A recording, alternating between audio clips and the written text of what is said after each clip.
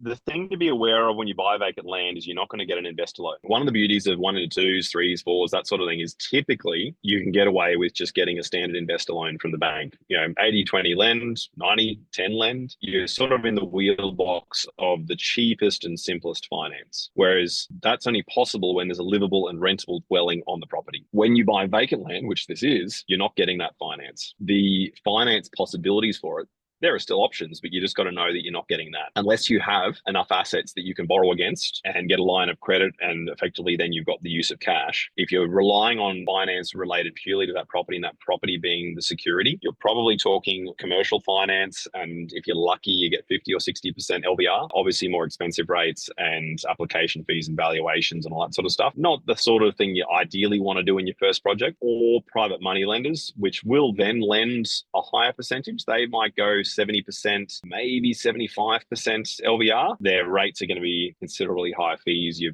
probably going to end up at a comparable rate of somewhere around 12 to 14% when you add in the fees and the bits and pieces. So it's just something to be mindful of when you're buying sites that don't have a livable dwelling on it. And I'm emphasizing the livable dwelling on it because I learned that the hard way when I was starting out, where I ended up having to renovate a property just so I could demolish it because of financing it. And this is why I steer people towards one and twos, one to threes to start off with, because you don't have to worry about any of that stuff.